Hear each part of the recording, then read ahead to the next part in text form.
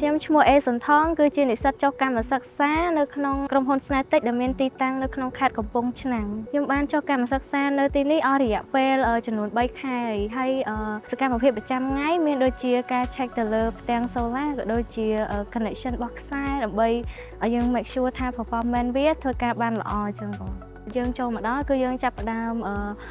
operation ទៅលើ solar system ដោយសារយើងមានលក្ខណៈជា device locker ក៏ដូចជា SCADA ក្នុងការ control ទៅលើ system យើងអញ្ចឹងហើយដែលយើងត្រូវធ្វើគឺយើងមានឡើងជា hourly report សម្រាប់បញ្ជូន data ទៅឲ្យថ្នាក់លើអញ្ចឹងម៉ោងដែលយើងអាចចុះ check ទៅលើ solar របស់យើងគឺនៅពេលណាដែលយើងមានឃើញ alarm នៅលើ system របស់យើងថាប្រព័ន្ធរបស់យើងមានបញ្ហានៅកន្លែងណាហើយយើងចុះទៅ check នៅកន្លែងហ្នឹងផ្ទាល់ចំពោះអីដែលជាឧបសគ្គដោយសារតាពួកខ្ញុំទៅតែចូលមកធ្វើនៅទីនេះវាថ្មីដែរសម្រាប់ខ្ញុំដោយសារពីមុនមកយើងធ្លាប់គិតថា solar វាអត់មានអីដែលថាក្រៅពីផ្ទាំង solar ដើម្បីបំលែងថាមពលពន្លឺព្រះអាទិត្យទៅប្រើប្រាស់ជាថាមពលអគ្គិសនីតែដល់ពេលយើងមកចុះផ្សាយដែលវាមាន large scale ធំៗអញ្ចឹងយើងមានអារម្មណ៍ដឹងថាតាមពិតវា complicate ជាងអីដែលយើងគិតនៅកន្លែងខ្លះវារៀង technical ពេកដែលថាយើងអត់ទាន់ដែលបានស្គាល់អត់ទាន់ដែលបានដឹងពីមុនមកអីអញ្ចឹងអីដែលយើងត្រូវធ្វើគឺយើងព្យាយាមរៀនសូត្របន្ថែមហើយយើងអាចសុំជំនួយពី team ដែលយើងធ្វើការជាមួយឲ្យគាត់ពន្យល់បន្ថែមក៏ដូចជា guide ពី supervisor យើងផ្ទាល់ផងចំពោះខ្ញុំគឺមានអារម្មណ៍ថាសប្បាយចិត្តហើយយើងមានអារម្មណ៍ថាយើងអត់ឯកកោហើយដែលយើង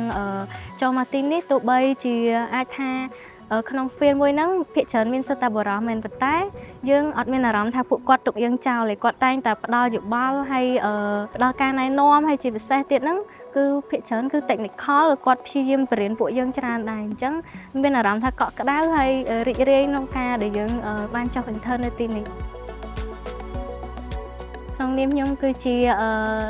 ស្ត្រីម្នាក់នៅក្នុងវិស័យ clean energy នេះដែរអញ្ចឹងខ្ញុំចង់លើកទឹកចិត្តដល់បងនារីក៏ដូចជាបងប្អូននារីទាំងអស់គ្នាឲ្យបានឃើញថា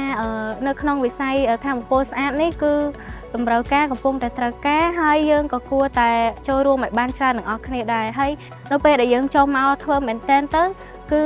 យើងអាចរៀនសូត្របានទេខ្ញុំពិតជាអរគុណមែនទែនចំពោះរដ្ឋាភិបាលអូស្ត្រាលីតាមរយៈ Corporate និងក្រុមហ៊ុន Snatic ដែលបានផ្ដល់ឱកាសឲ្យនាងខ្ញុំបានចុះ intern នៅទីនេះក៏ដូចជាជំនួយផ្សេង support ឲ្យពួកខ្ញុំពិតជាអរគុណខ្លាំងមែនទែនដោយសារតែពួកខ្ញុំមកទីនេះគឺរៀនសូត្របានច្រើនហើយនឹងព្យាយាមអភិវឌ្ឍខ្លួនឯងបន្ថែមនៅក្នុងវិស័យថាមពលស្អាត